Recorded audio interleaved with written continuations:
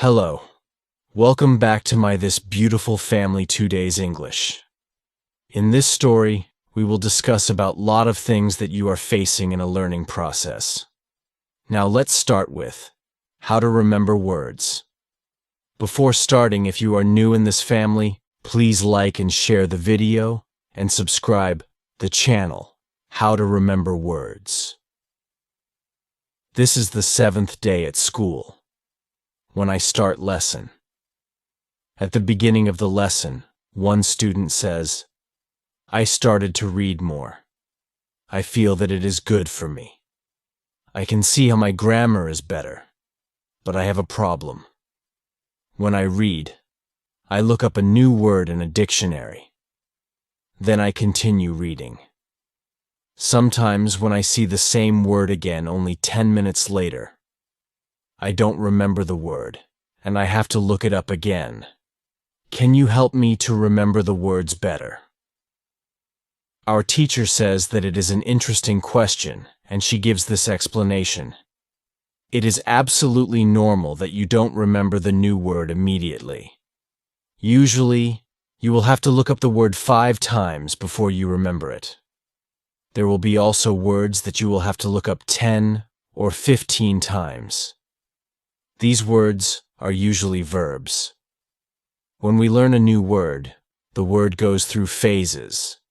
Only when you achieve the last phase, you remember the word very well. There are 5 of these phases. Let's have a look at them. The first phase is the moment when you see the word for the first time and you don't know the word. You look it up in the dictionary. The second phase is the moment when you see the word that you have already looked up in the dictionary, or heard, or saw it in the past. You know that you saw this word before, but you still don't remember its meaning. You look up the word again. The third phase is the moment when you see the word again, and you feel what it could mean, but you are not sure. For example, you know that the word is some kind of object, or some animal, or a verb. The fourth phase is the moment when you already know what the word means when you see it, but you are not able to recall the word when you want to say it. When this phase happens, the word is in your passive vocabulary. The fifth phase is the moment when you are able to use the word when you speak. Now you can see there are 5 phases altogether. Do you understand now why it is not possible to remember a new word when you see it for the first time? You would have to jump across all the phases with the first encounter with the word. You have to see or hear every word several times and let it go through all the phases until you get to phase number 5.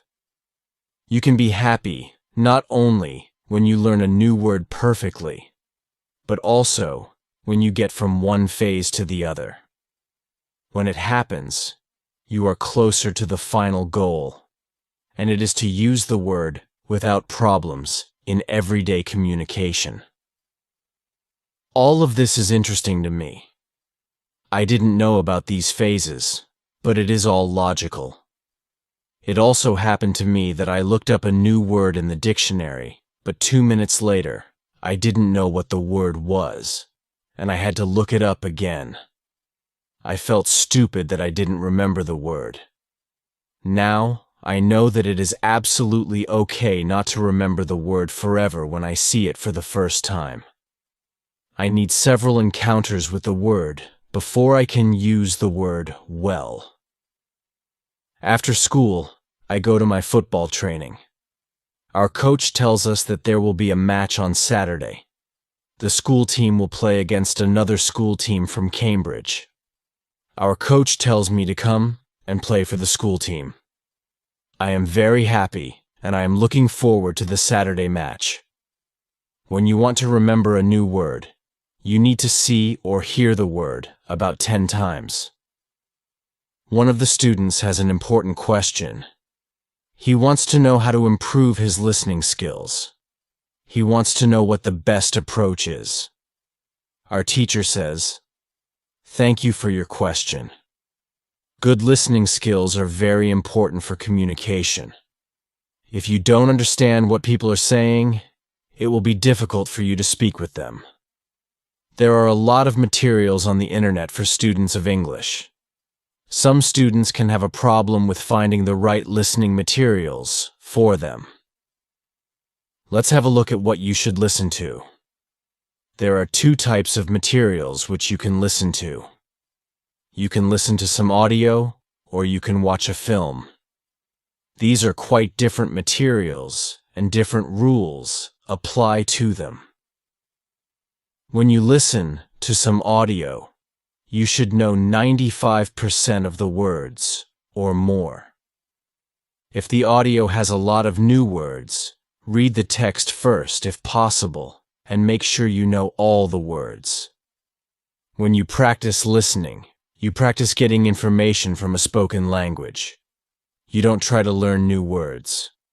Of course, sometimes you can learn new words, but it is not the main goal. When you listen, concentrate on getting information from spoken English. It is important to use materials at your level of English.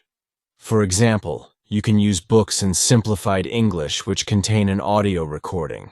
I really recommend these books to you. They are fantastic because you can choose a book at your level of English.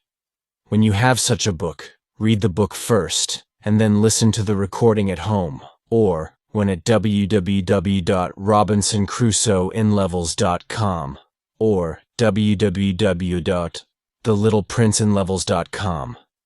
You can also visit www.newsinlevels.com if you like listening to the news. All these materials are in 3 levels of English. The second type of materials for listening practice are films and videos on www.youtube.com. These are also great. You can start using them when you know 2,000 words in English or more. This is what you should do with a film. Watch it for the first time with subtitles so that you know what the film is about. Then, watch the film without subtitles. If you like the film very much, you can watch it more than once.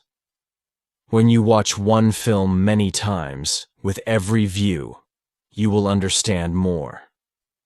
It is also good to watch videos on the internet about interesting subjects.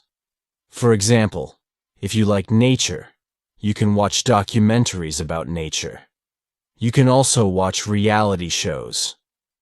Reality shows are much easier to understand than films or documentaries, because the structure of the show is usually the same. It is necessary to have at least 30 minutes a day of listening. The more you listen, the faster you will understand more words. When listening, you should always look at what you already understand, even if it is just 10% at the beginning. It is very easy to demotivate yourself by realizing all of the parts that you don't understand yet. Look at what you already know. Be happy for every new sentence you have understood. Listening is the easiest way to learn. You don't have to do anything. You just listen. Did this information help you? Yes, says the student. Thank you. The listening topic is very interesting for me. Now, I know what to do to improve my listening. When you want to be good at listening, listen for 30 minutes every day. On Friday, we have an interesting conversation in our class. Our teacher has a question for us.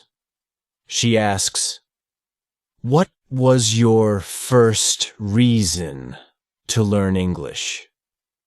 Do you remember the moment when you started to learn English? When did you start to be really interested in the language? I say that I remember the moment when I started to be interested in English. My teacher says, "Can you tell us what happened?" I say, "Yes." First, I have to say that English wasn't always my favorite subject. I started to learn English at high school. At the beginning, it was very difficult for me. I didn't understand the structure of the language. It was illogical to me. I tried to remember words. I tried to learn grammar, but it was very hard. When I finished high school, I was still only a beginner. I couldn't speak English, and I believed that I would never learn this language properly. I simply believed that English wasn't for me. Then something happened. I always liked music, and when I was 20, I started to listen to the Beatles. I wanted to understand what they were singing, so I started to translate their songs. Slowly, I understood more and more. Then I met two ladies from England on a train. We had a simple conversation, but it helped me very much. I started to believe that I could learn English. From that moment on, I was working on my English almost every day, and I was getting better and better. Then, I decided to go to England and improve English here. My teacher thanks me for sharing my story. She also tells me, "Here is something very interesting about your story. You are still you. The first, you didn't have motivation to learn English. The second, you had a motivation. You wanted to understand songs. You can see that motivation is very important. When you have it, you can succeed. When you don't have it, it is very hard to be successful." Then our teacher asks everybody in the class about their motivation to learn English. The stories are very interesting. One girl's motivation is to be able to read historical books in original English. One student wants to be a professional tennis coach in England. He wants to speak perfect English before he starts his career as a coach. One woman wants to work for a big international company, and she needs English for her job. I can see that everybody has some kind of motivation to use English in real life, or to get information from books. At the end of the lesson, our teacher asks us if we like English. I say, "I didn't like English at my high school, but now I like it a lot. I can see how useful it is to know this language." Our teacher says, "This is another important factor when you learn a new language. It is good when you like something which is connected to English. It can be people, music, culture, or history. If you like English, it is easier for you to learn it. If you want to be able to communicate in English, it is good to know 3,000 words or more. If you don't like English, it is more difficult to find time to practice enough to get to the level of 3,000 words." I can agree with my teacher. Now, I like not only the Beatles, but also my teacher and my boss, who is also English. I also like English humor. Now it is much easier for me to find time to practice English every day. On Saturday, I go to play football for my school team. We have some very good players on our team, and we win 3-2. We are all very happy. We go to the pub after the match, and we celebrate our victory.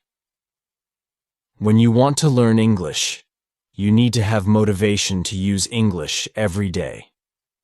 During the next lesson, one of the students asks our teacher this question. "You told us that it's good to know 3,000 words. Where can I find these 3,000 words that are the most important for me to learn?" My teacher replies, "You can Google a list of the 3,000 most frequent words in English, but such a list will not help you much. When you start to learn words from this list, you will learn words outside the context. You will learn the words that are not connected with any story. You will not learn what other words are connected with these words in sentences. You will learn them in your short-term memory. This system works only for some words. These are basic words which describe things and people around us. For example, mother, father, apple, blue, orange, dog, cat, book, car, house, city, boy, girl, water, cinema, or paper. These are words which represent something that you can imagine easily. For example, when you learn the word dog, you know immediately what it is. You have a clear idea in your head what the word means. Yet when you want to learn words such as appreciate or suppose, this system doesn't work well. This is a problem many students experience. They start their studying by using lists of words. It works at the beginning, and they believe that they can learn English this way. They don't know that when they achieve the level of 1,000 words, they have to start using a different system. If you want to learn words from a higher level, you have to learn them from whole sentences. If you understand the meaning of a word in the context of a sentence, you will learn the word much better. You can learn words from lists, but there is usually a limit where you can go with this way of learning, and it is 1,000 words. Also, way of learning is very slow. There are much better ways which we have already spoken about, such as reading. For beginners, the best book to read is Robinson Crusoe in Simple English. You can find this book at www.robinsoncrusoeinlevels.com. It is the best book I know of for learning new words for beginners. There is also one interesting rule that applies here. Every word that is important for you will come back to your life again and again until you learn the word. This is very similar to the way we learn your own language. When we are children, we don't study from lists of words. We just use the language, and important words keep coming into our lives again and again until one day we know what the words mean. We keep learning new words this way all our lives. For example, the verb Google is a new word in many languages. We learned this word by using the language.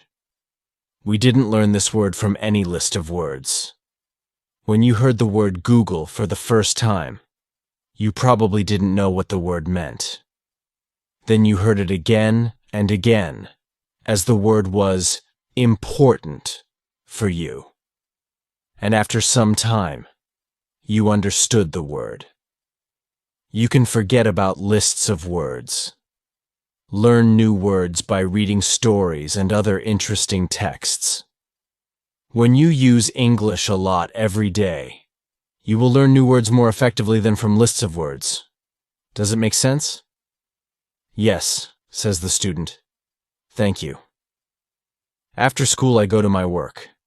I already understand how to do my work very well. Things start to be automatic. I am happy that I understand my customers. It is not very difficult because the conversations are usually very similar. Our customers want some coffee or sandwiches, so the words are usually the same or very similar. My confidence goes higher, and sometimes I start to have longer conversations with our customers. Everything is good, but then something happens. It is a little bit shocking for me.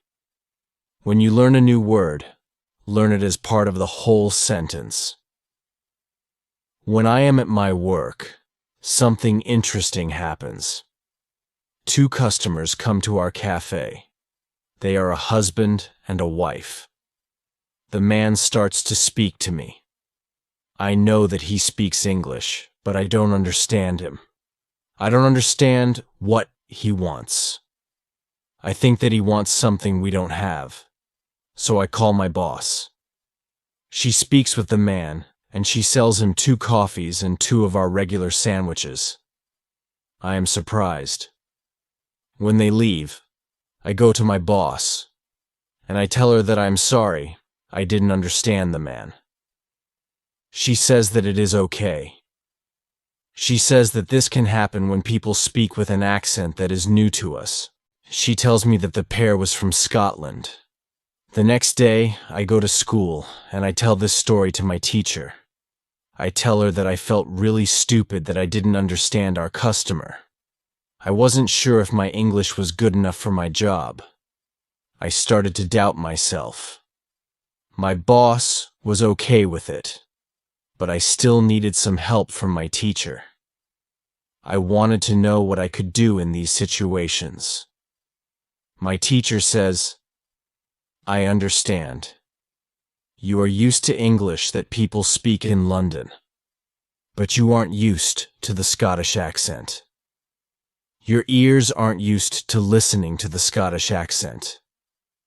All you have to do is to listen more to Scottish English. You need to train your ears to this accent as well. What happened to you can happen to everybody. When you already speak English at some level and you go to a country where people speak with a different accent, you shouldn't be surprised if you don't understand. It is okay, and it usually takes 2 weeks to get used to this new accent. You shouldn't think that there is something wrong with you when you don't understand a new accent. With practice, you can train your ears to any accent." Then I ask, "So what can I do to understand the Scottish accent? I don't live in Scotland." Our teacher says, "You can watch films with Scottish English, or you can watch situation comedies from Scotland, and soon you can understand." I tell her, "Thank you." After school, I go to my work again. At about 4 o'clock, 2 interesting customers come to our cafe. This time, they are not from Scotland. They are foreigners. They want to buy some coffee. They are 2 ladies, and it is clear that their English is very basic. My boss is serving them. When she hears that they don't speak English very well, she does something very interesting. She changes her English. She uses very simple sentences with only 3 or 4 words. I can see that the ladies understand her. They buy 2 coffees, 2 sandwiches, and 2 cakes. They are happy, and my boss is happy too. When the ladies leave, I tell my boss that it was very nice how she changed her English so that the 2 ladies would understand her. My boss says that sometimes she has to speak in a very simple English. It doesn't matter if the customers speak English well or not.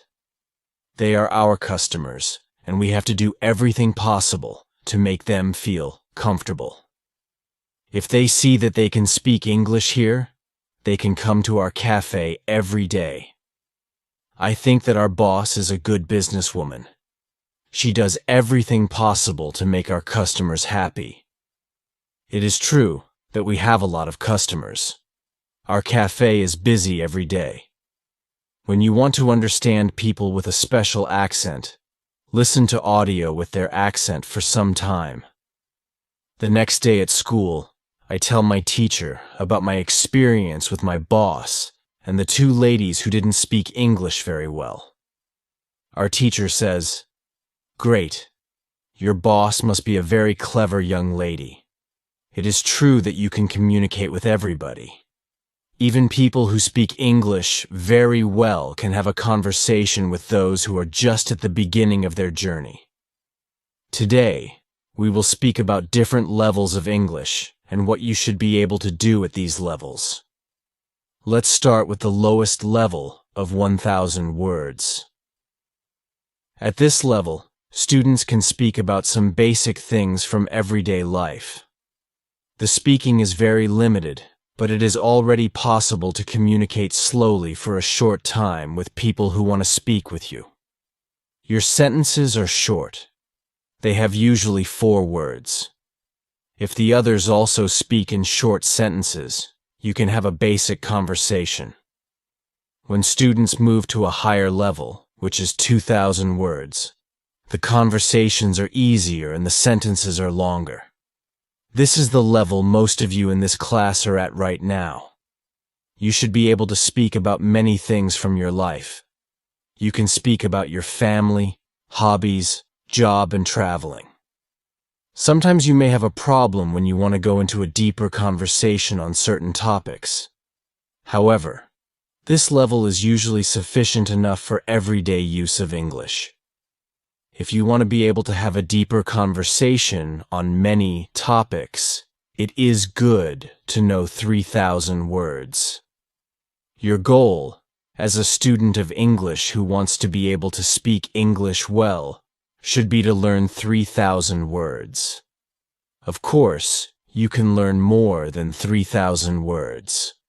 The more words you know, the easier it will be for you to communicate in English. But 3,000 words is the level that is usually enough for communicating in English about almost everything. I think that the two ladies at your cafe knew about 1,000 words. Your boss went to their level, and she had a basic conversation with them. After my school, I go to my work. The two ladies come to our cafe again.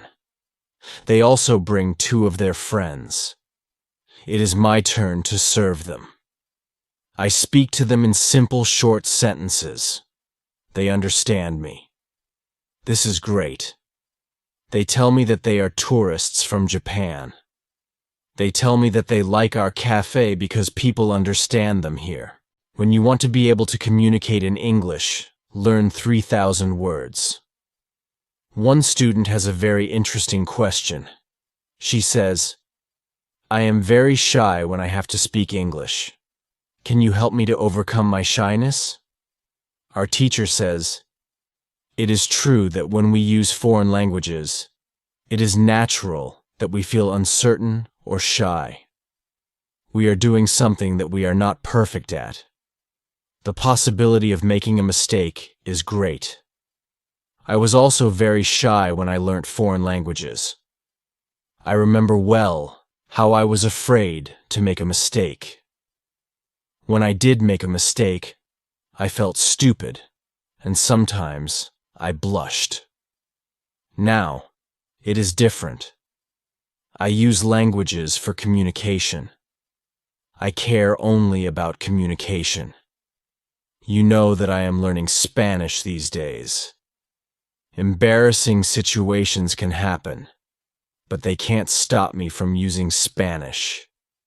It is true that sometimes I still feel shy when I have to speak Spanish. I also sometimes blush, but I don't care much about it. It is a natural human feeling, and it never lasts forever. I continue using Spanish because I know that only by using it I can improve. I also try to see things as they are. I am a student, and I am on the way to good Spanish. It is not possible to skip several levels in one day. The beginner can't become a perfect speaker in 1 hour. I also see what I mean to people around me. When I already speak some Spanish, I have a value to people who speak Spanish. You should see the same. When you already speak some English, you can have a conversation with other people in English.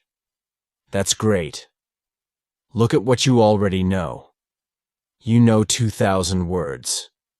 You have already gone from 0 to 2,000 words. Appreciate it. Some students have a feeling that to know English means to be able to speak like a native speaker, to have perfect pronunciation, perfect grammar, and just speak perfectly without any mistakes. They think that if they are not doing that, then they don't know English. They are embarrassed because they are not perfect. These students are very hard on themselves. It is not necessary. All of you are great because you already speak some English. Continue working on your English, and your shyness can gradually go away. I like what our teacher tells us. I am also sometimes shy. I know that I should practice speaking a lot, but in some situations, I don't want to look stupid, and I don't speak as much as I should. I decide to be a bit more brave in these situations and use them to practice more. Then one student says, "Sometimes I want to say something, but I don't know the word, which I want to say." Then I stop, and I don't know what to do. In these situations, I feel very stupid. Then the next time when I can speak English, I don't want to speak, because I don't want to be in this stupid situation again. Can you help me with this? Our teacher says, when you start to speak English, you have to prepare for one thing. There will be moments when you don't know a word which you want to say. In such a situation, you will need to learn how to describe the word. This ability is very important when learning a new language. Since you are not a native English speaker, you will probably never know the same amount of words as you know in your native language. I can tell you that you can describe almost every word. You only need to train this skill. You will have to train how to express ideas within the vocabulary you have. For example, you don't know how to say the word key. You can describe it as a small thing for opening a door. You also describe words in your native language without realizing it. If you don't know the word for something, you just describe it to the other person so that they understand what it is. You can do the same thing in English, but you need to train this ability. Thinking aloud is a very good technique to use when you want to be able to describe well. Use thinking aloud every day, and your ability to describe things will improve.